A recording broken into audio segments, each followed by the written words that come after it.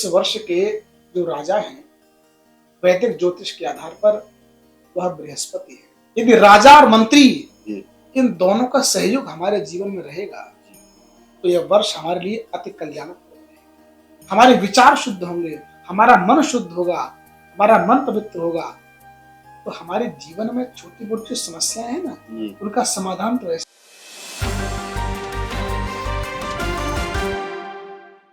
दोस्तों, अंग्रेजी नववर्ष आने वाला है।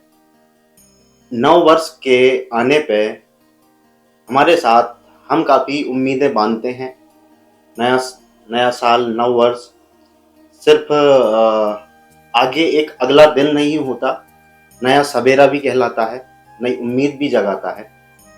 ऐसे ही उम्मीदों के साथ हमारे मन में कुछ बेचैनियाँ, कुछ उलझनें भी पनपती हैं, काफ़ी चिंताएं भी होती हैं एक ऐसे साल को लेके, एक ऐसे जो अभी तक बीता नहीं।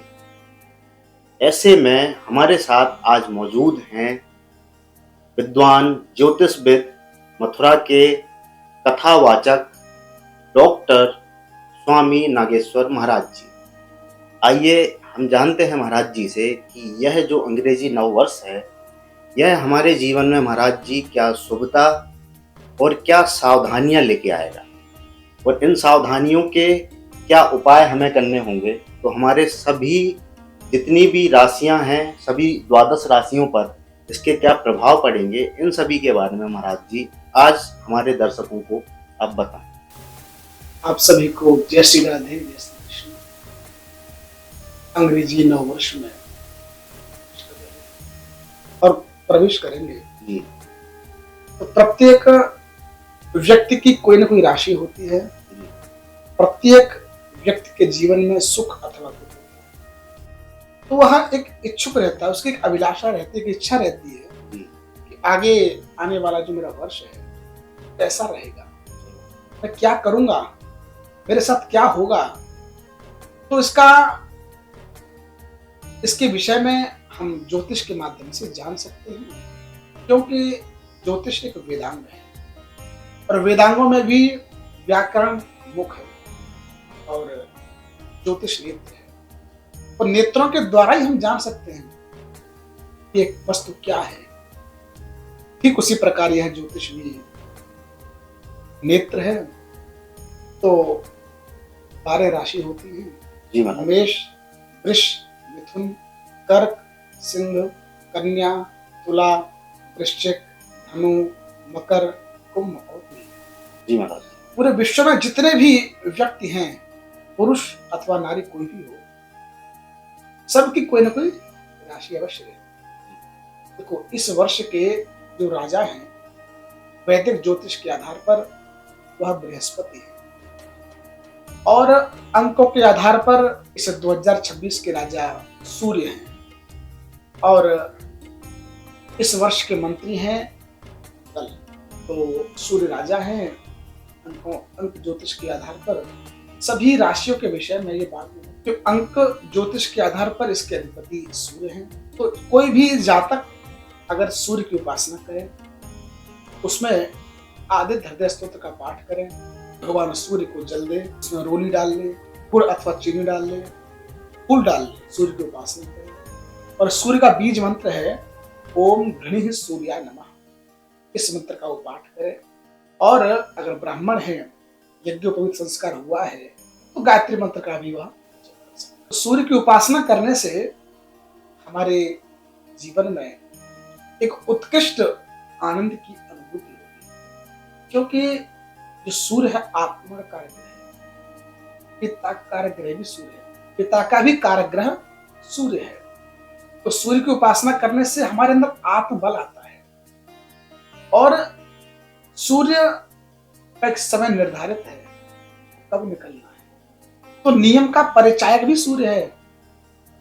सूर्य की उपासना करने से हम अपने जीवन में जो भी कार्य हम करें वो नियम पूर्वक करेंगे, इसलिए हमको सूर्य की उपासना। दूसरा, वैदिक ज्योतिष के आधार पर इस वर्ष के राजा हैं बृहस्पति, जो कि देवगुरु हैं। तो हमको बृहस्पति की उपासना करनी चाहिए। ओम प्रेम बृहस्पति नवः, यह बीज मंत्र है, इसका हमको जाप करना। ब्राह्मणों की, गौ की, संतों की सेवा करनी चाहिए और विष्णु सहस्त्र नाम का हमको पाठ भी करना चाहिए। भगवान कृष्ण की, भगवान राम की उपासना करनी चाहिए।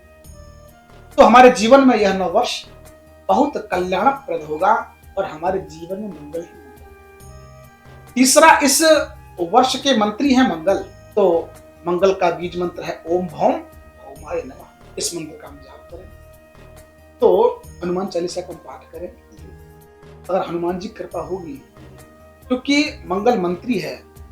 यदि राजा और मंत्री इन दोनों का सहयोग हमारे जीवन में रहेगा तो यह वर्ष हमारे लिए अति कल्याणप्रद है। महाराज जी, अभी आपने ब्राह्मणों के लिए उन ब्राह्मणों का जिनका यज्ञोपवीत संस्कार हुआ है, उन लोगों के लिए आपने कहा है कि वो गायत्री मंत्र का जाप करें, तो क्या कोई आम लोगों के लिए भी कोई ऐसा मंत्र है?